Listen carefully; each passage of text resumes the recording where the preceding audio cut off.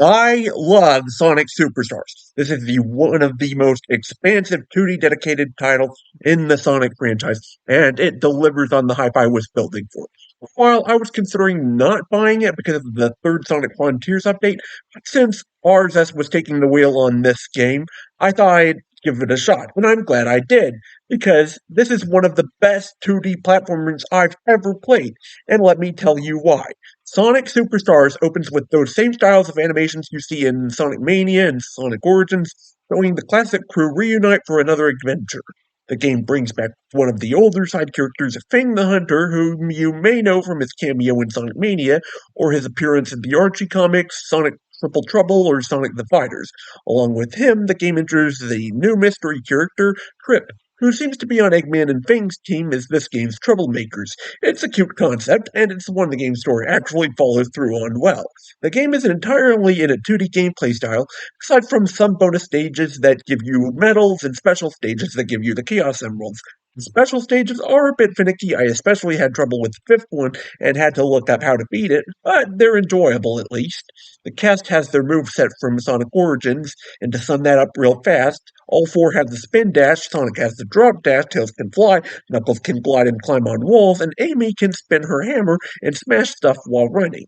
As you pick up more Chaos Emeralds, you can use R1 or the right stick to select powers you've unlocked that become especially useful in certain areas of the game. Once you have all seven, all characters gain access to their super forms, which you can unlock after 50 rings.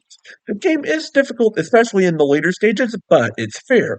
I had no problem with the difficulty of the Sonic Frontiers update. What I hated was the lack of fairness, how unfair it was.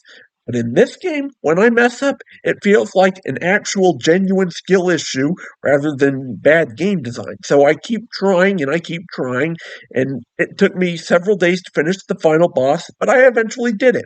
This game feels like a real classic Sonic game. It has fast paced gameplay, fun levels, cool new themes, creative design, everything you'd expect from a 2D Sonic game. It's almost the perfect 2D Sonic game. There's not really that much holding it back. There's 12 zones in this game. Some have one act, others have two acts. But the acts themselves are huge and have no shortage of content and alternative paths to keep you entertained for days. Some zones also have extra optional acts that you can complete by using fruits that you can find in the main acts to access them, and they offer smaller, simpler challenges, but they're still a good time on their own. Most acts have a boss at the end, and each zone has a special gimmick that makes it interesting, with some of these gimmicks expanded on in the second act. In fact, the last zone has the second act just be the first act backwards, where everything falls apart or goes back together depending on what happens in the zone at that point. It's a really cool level. There's a final boss after you complete the last zone's second act, and it's challenging at first, but it's easy to eventually figure out. To avoid spoiling too much else, I'll just say that you then unlock Trip as a playable character in both the main story and her own special episode where you play all the main stages, but harder and designed to match Trip's specific moveset.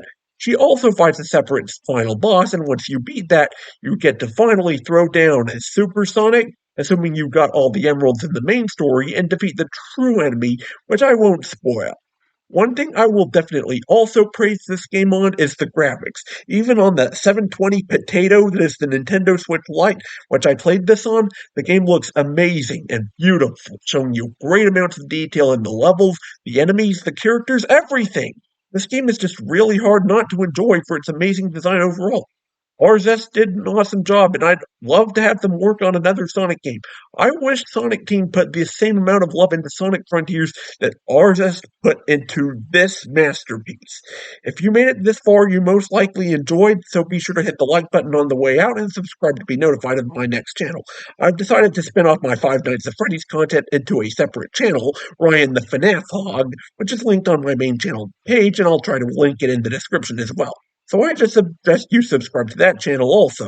I've already uploaded a few new videos, plus re-uploads of all my Five Nights at Freddy's theories so far, so if you're into FNAF, subscribe to my second channel. In the meantime, let me know what you'd like to hear me talk about next, as I'd really love to hear what you have to say. You can become a channel member for only $1 a month to get enhanced perks, and until next time, stay safe, stay cool, and I'll see you around.